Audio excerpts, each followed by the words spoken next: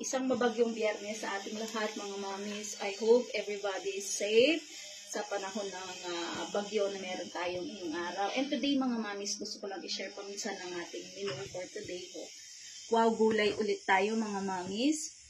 Gluluto po ako ng ginasang munggo sprout.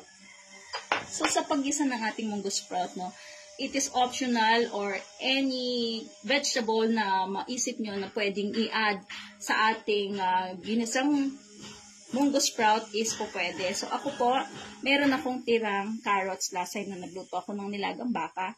At no, napakamahal po ng gulay ngayon. Ito rin po, tira ko dun sa last time na nilagang baka tayo. Repolyo, gagamit tayo ng carrots, bell pepper, celery, at sa ating sahog, bumili po ako ng hipon, kalahating hipon. Isa rin siya sa lulutuin natin ngayon. Mag-garlic buttered shrimp po tayo.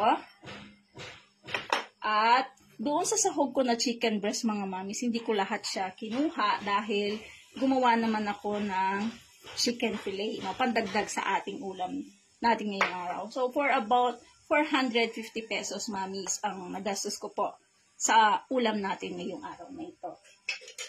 Okay, kailangan muna nating iprito as usual yung ating chicken breast. Katulad po ng nabanggit ko, yung chicken breast ko po ay piniprito ko muna bago ko siya isahog. Pero unahin muna natin na iprito yung ating mga chicken breast. Pinarinate ko po ito ng paminta, konting kalamansi, at saka ng garlic. Bayaan lang muna natin. Samantalang kanina, mga mamis, ay na-prepare ko na yung ating chicken breast na chicken fillet. Ilagyan ko siya ng konting kalamansi, rosemary, paminta, at saka ng bawang at konting patis, mga mamis, at saka asin. Ang gawin lang natin, i-dip natin sa egg yung ating mga chicken breast.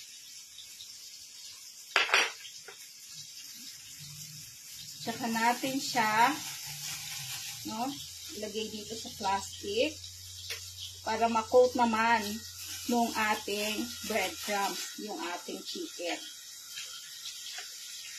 May menu na po ba kayo ngayong araw na ito, mga mamis? Kung wala po ay tara at try nyo po na lutuin itong ating menu ngayong araw. Very healthy sa ating mga kids. Bukod dun sa no, may gulay, may meat din sila na makakain. So, pagka-dip doon sa chicken, yung ating breadcrumbs, mga mamis, ay pwede na natin iprito yung ating chicken fillet. Okay.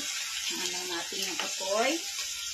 Dahil kapag may coat po talaga ng ganito ay madaling masunog yung ating chicken.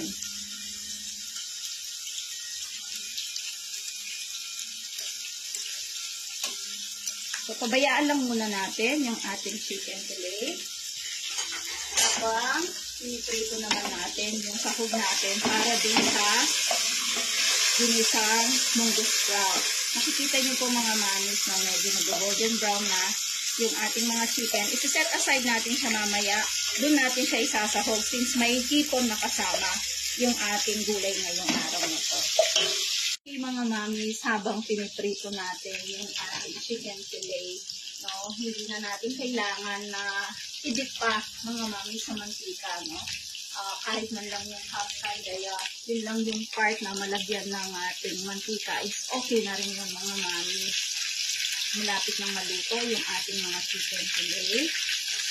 Habang naantay natin yan, mga mamis, ay umpisa na po tayo para sa ating ginasang munggo. So, meron munggo sprout. Meron na, naprito ko na yung ating chicken kanina.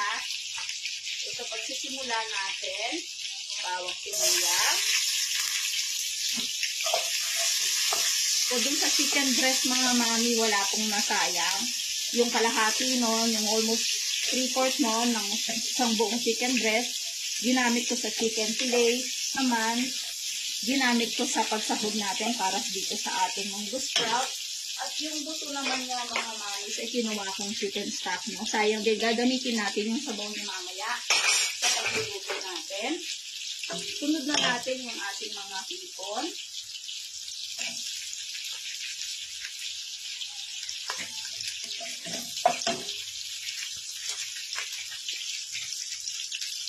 Yung ano natin itong ating chicken breast. Malapit na maluto. So, halos luto na po ito. At mamaya i-drain na natin siya.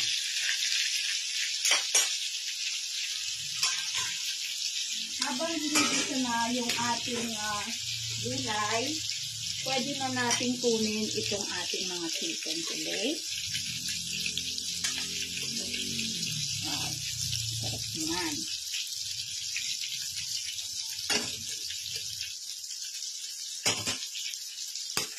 Okay, mami, tignan niyo yung napakabango po. Nandun yung hipon. No? Bango. Lagay tayo ng konting patis.